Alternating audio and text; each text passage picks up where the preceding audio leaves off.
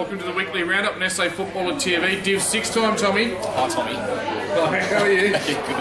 We did that in the last division, but anyway, it's pretty exciting division, Div 6, because it's the last round, moving into finals. 4 of the top 5 play each other, and the fluctuating of positioning that could occur. Anything could happen. Mate, their ramifications are endless. I'll tell you what, it's, yeah. Let's get on to what happened last week, because it was pretty exciting stuff. Now, I was at Brahma Lodge Oval on Saturday.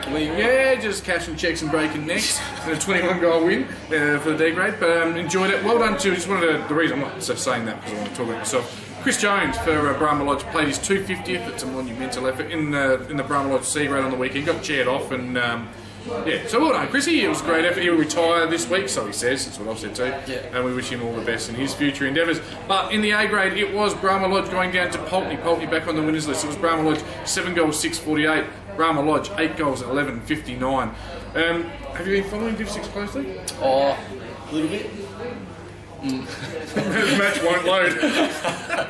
So, look, you would have seen Pulteney have been the team to beat. Tell us, without giving all of their goal kickers and best players, tell us what stood out for you there, mate. Pulteney, we've got Forbes with 3, Koopman with 2, and 2 or 3 others with singles. And best players, we had Cook, Tarka. There's a little spot on my screen that makes it look like Tamka. Tarka, Forbes, Trig and Centre. Trig, yeah. You got a touch of the Darcy's there. Sorry, for Brahma Lodge, it was Steele, one of the Dean Steels, with 3, whilst Grigorovich was the better player. And Hudema having a fantastic year. Just couldn't quite get the chocolates over Pulteney, but they're not alone in that one. The other game that was between top 4 teams was Ingle Farm. Their runs come to an end against Elizabeth. But basically, if you want to give them a reason why their run came to an end, you have to say it was poor kicking. Because it was Ingle Farm 9 goals, 16-70 to Elizabeth 13-7, 85. Ingle Farm at quarter time probably missed their chances, didn't they, Tom? You know what we're saying, right? Bad kicking. It's bad football. Oh, lovely. So 3-7 to 3 straight. They had their chances on a windy day, probably with the breeze, and didn't make the most of it. So. Too good. In the end, for Elizabeth, it was Reynolds who was best on ground with his 5 goals. Han and Woodland with the other multiples. Brian Taylor making a return from Coventry has done very well. You know what? It's not fair. Mr. Taylor, his real name, of course, is Benjamin Taylor. For Ingle Farm, mate? Ingle Farm, we've got Spence with 3, Matthews with 2, 5 or 6 others with singles, yeah. And Mount, Smart, Spence, Keogh and Ganell. Big Stevie G, former 3-time best and fairest and association medal winner for those of you playing along at home. Big ginger fella. Is that true? Yeah. No, I'm not making up stats. I wouldn't do that. Yeah. Interesting story about Stevie G as well. He lost the plot. He went to Melbourne, and he's just by chance. Stevie, it wasn't deliberate. And the Ingle Farm Footy Club, they've got a wall, and the door opens, and the handle just happened to align with his head. So it looked like someone had smashed his photo in. I wasn't happy with Stevie G. I had to say he was a bit red. But anyway, all's well and I think we've replaced the photo, and let's move on to the scores. So again, I love a good story. It's a true one. Fitzroy have been pretty disappointing. They were talked about in some areas. 40 pickups, pre-season favourites, arguably, and they have had a disappointing season, and they've been beaten by Mawson Lakes, who, and it was a 9-goal-2 last quarter. Mawson Lakes, they've been in winning positions like this all year, but they delivered this time. They were like the postman. Mawson Lakes 21-14, 140. Fitzroy 14-13, 97. Well done to the boys down there on Main North Road. Good win. Which scores did you straight out? Which goal kicks did you straight out? Neither. No. Right. So not paying a lot of attention, are we? Sorry, mate. Mawson Lakes, we had Keese with 5, Brown with 5, so done some damage up for the boys. Tonkin with 3, and a few others with 2 and 1s there. Best players, we had Tonkin, Reschke, King, Mendrin and Morrison. No relation to Jim, I think. Good. I've got to check now. Number 67. Have to be James, wouldn't it? Jacob.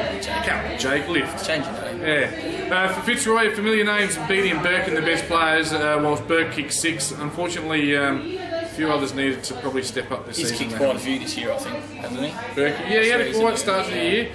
Certainly kicked a few. Of course, look at the stat between us. Let's hope the graphic's working. There should be a graphic, a goal-kicking graphic between us right now. Of course, we're relying on the editorial skills of the people who coaches. So, who knows? He's swiping. The phone's going to go across the room. Yes. All right, there's more games, Tom. Let's stay focused. There's a cracker. Houghton. 17 in a row for the boys from... not bad. The boys from Mountain Districts. shouldn't make light of it. They started well, they're only down by a couple of goals at quarter time, but it was Salisbury West, 23-22, 160, Houghton 4-8-32.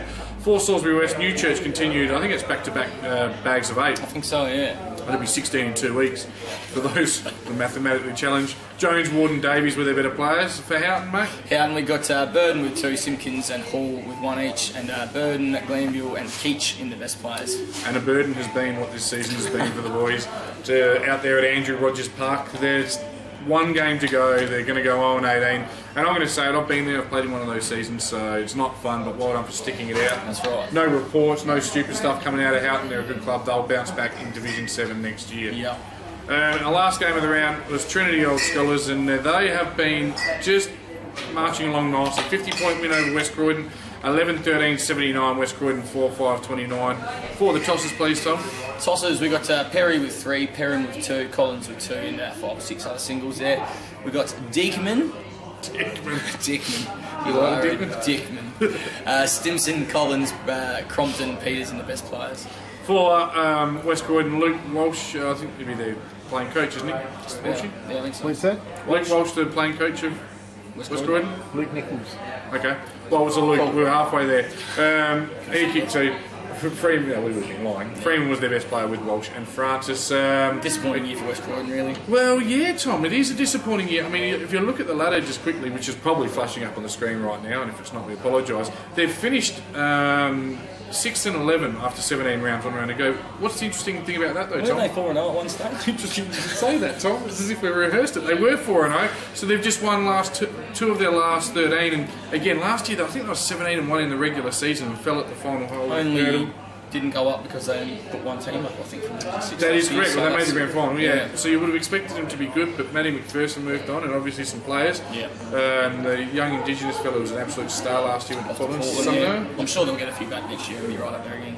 Yeah, well, they didn't get relegated, and they were never a chance to be relegated, but it certainly fell away a little bit. For the boys from Hanson Road, and we haven't made one of those jokes in a while, but we will now. It's going to be an awesome Mad Monday out there either way. On to this week's games. Of course, the ladder now flashes up when the teams we talk about are playing, so hopefully you're getting that.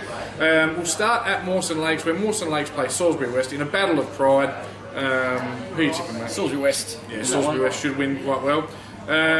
Talking of pride, Fitzroy and West Croydon find themselves in the bottom half of the ladder. Again, playing for pride. West Croydon, I think, in that one. At home. Finish off on a high. Yep. Yes, absolutely. The next game with finals ramifications and the last 3 games are exciting is Houghton and Ingle Farm. Now you say, why Houghton and Ingle Farm? You say why Houghton and Ingle Farm? Because Ingle Farm have a sneaky chance. At the moment, they're outside of the top 3. They're 5th, actually. They're 1 game and a fairly large percentage. But let's not forget, large percentages have been made up against Houghton this year. Yeah. A 25-goal win will certainly make things interesting should results fall their way. So I'm expecting... a big win? Yeah, I would expect them to hammer it hard. All right. No mercy on Houghton. Having said that, it's going to be easier said than done. Houghton, nothing to lose. Yeah. If it's wet, you never know. The 2 games that really are interesting indeed. We'll start down the bottom here at Morgan Oval. It's Pulteney and Trinity. Now, Pulteney have got 6 percentage points. Pulteney could rest players. They could? They've got another week off, but they could rest your Dalton Tuckers, your Giddings and these types. Trinity can win. Trinity are 4th at the moment. Hopefully the ladder's right there. Somewhere. Anyway, Trinity can finish 2nd, 3rd, 4th or 5th. According to my calculations. So Trinity need to go, and they need to go hard. I smell an upset, but I won't tip against the top team because that's not what I do. I work on logics. So Pulteney. Yeah. You agree? Yeah.